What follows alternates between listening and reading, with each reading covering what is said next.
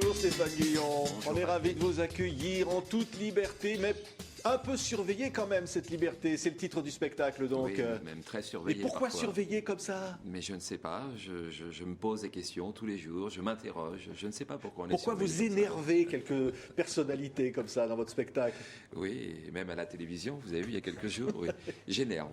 Oui, vous énervez qui? Vous énervez plus particulièrement les gens de droite ou les gens de gauche ou tout le monde? Je crois que j'énerve les pisserois, les bien-pensants aussi, pas mal, oui, j'énerve, j'espère que j'énerve à droite et à gauche et au Oui. centre. Vous avez des têtes les de extrêmes. Turcs, il y en a qui vous énervent encore un peu plus que les autres? Ah, il y en a qui donnent le bâton pour se faire battre, oui. Oui, il y en a un qui, par exemple, qui pourrait jouer dans le Bip Bip, mais il aurait la tête du coyote. Vous pensez à qui? Vous pensez au président? Vous parlez comme ça du président? Ah non, mais ça c'est vous. c'est pas Je possible. n'ai fait que voir le spectacle. Lui, par exemple, il vous inspire beaucoup, hein, le président de la République. Oui, à la fois il m'inspire, à la fois j'essaye de ne pas tomber dans un antisarkozisme primaire. C'est pour ça que j'ai essayé de trouver un décalage dans le spectacle où je campe un personnage, un professeur d'histoire. Nous sommes en 2040. On part du postulat que Sarkozy a été réélu en 2012 et il raconte à ses élèves ce qu'ont été les 2 quinquennats de Nicolas Sarkozy. Oui. Ça permet justement ce décalage dans le temps et de rire, mais de ne pas être comme ça. Et quand vous dites que Jean-François Copé lui a succédé au bout de 10 ans, un le cauchemar. public siffle dans la salle. C'est pas moi, hein, le public siffle. Il y en a même qui vous crient, c'est l'enfer. Oui. Et public de droite, de gauche, hein, parce qu'il y a Oui. tout le monde vient. Hein, Bon. c'est pas un meeting, hein, On je va regarder, rassure. on va regarder un extrait du spectacle, Stéphane Guillon. Vous parlez là des femmes, écoutez. 45 ans, c'est dur aussi pour les femmes.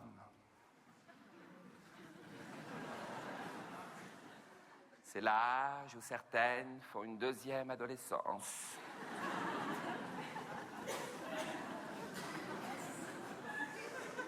C'est le syndrome Anne Parillo. Claire Chazal. Cougar habillant Zadig et Voltaire. Je suis mutine. Oh.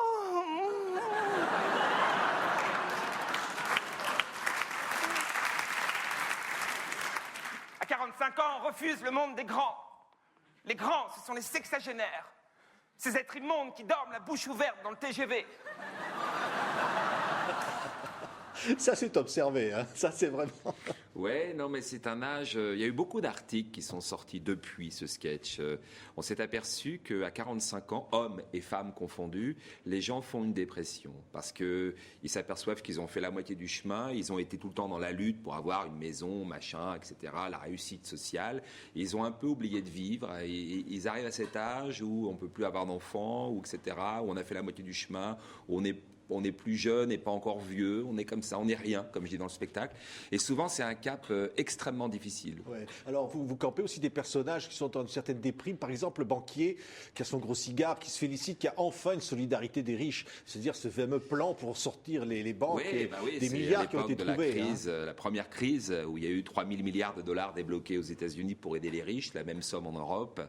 Et ce type qui est d'un cynisme incroyable dit que le monde finalement a réussi à sauver les riches. C'est parti d'une petite phrase que j'avais lue où des économistes avaient dit qu'un dixième de cette somme aurait suffi à régler le problème de la faim dans le monde.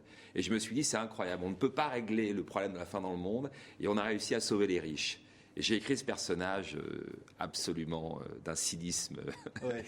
Le cynisme, c'est même... Vous affrontez toute finalement la vie, parce qu'il y a des moments émouvants aussi dans le spectacle où vous dialoguez avec Dieu sur la mort. Oui, c'est un type qui demande à parler à Dieu pour réserver la mort la plus douce possible. Il veut mourir de vieillesse le plus tard possible avec sa femme. Ils veulent partir à 2. Et on se rend compte très vite que, non, Dieu va décider. Il ne va pas mourir tard, il va mourir maintenant. Et c'est toute l'angoisse, finalement, qu'on a tous, universelle, de ce moment où il faut partir.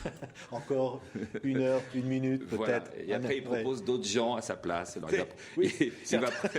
on ne donnera pas les noms. Hein. Non, on ne donnera pas les noms, mais il propose d'autres personnalités, mais pas lui. En liberté très surveillée, Stéphane Guillon, autre extrait du spectacle. C'est complet. En mort naturelle, vous êtes complet. Et il vous reste accident ou maladie. Là, il y a de la place. Ça, chaque fois qu'on part, on s'y prend au dernier moment. Et dans l'accident, il y a le choix. Avion ou téléphérique.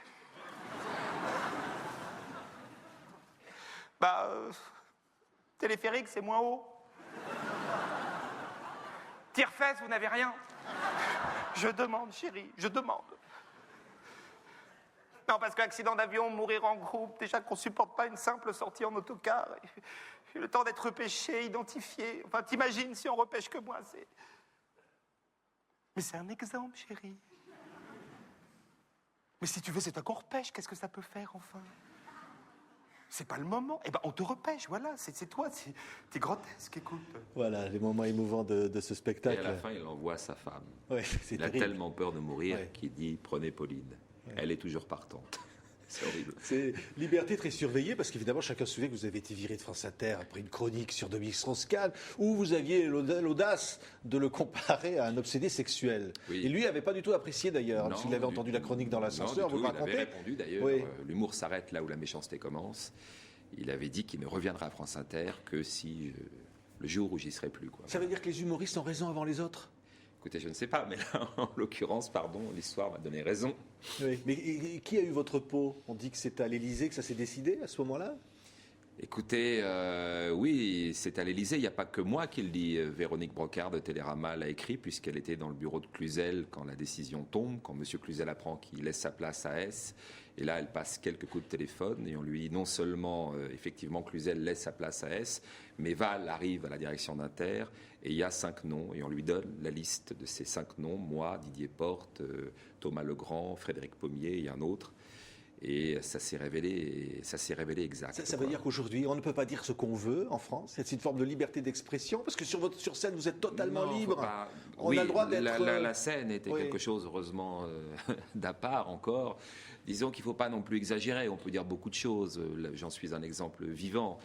C'est vrai que je pense que cette nomination des présidents des chaînes publiques par le président Sarkozy pose problème. Que ce soit en Belgique ou en Angleterre, il y a des 80 personnes, des sages totalement indépendants qui nomment les présidents des chaînes nationales. Ouais. Et j'espère que le prochain président de la République, que ce soit Nicolas Sarkozy ou un autre, prendra cette décision Sarkozy, qui est bonne. Vous êtes servi, parce que là, vous allez avoir du boulot, vous en aurez toujours. Vous l'imitez bien, d'ailleurs, Stéphane Guyon, là. Je l'imite. Ouais, vous l'imitez. Un petit peu. Essaye de faire de mon mieux. Voilà. Non, cela dit, le spectacle, comme vous l'avez vu, je sais que vous l'avez vu en entier, donc vous pouvez en parler, contrairement à d'autres, mais je ne vais pas citer de nom. Hein. Mais le spectacle n'est pas seulement sur la politique. Ouais. C'est-à-dire que si Sarkozy est élu ou pas réélu, pour moi, ça ne changera pas grand-chose. Et je pense d'ailleurs que si la gauche passe, ils sauront être à la hauteur aussi, pour me donner du grain à moudre. Oui. Merci Stéphane Guyon. Continuez d'être en liberté, pas surveillé du tout. Merci d'avoir été notre invité. Merci beaucoup, merci.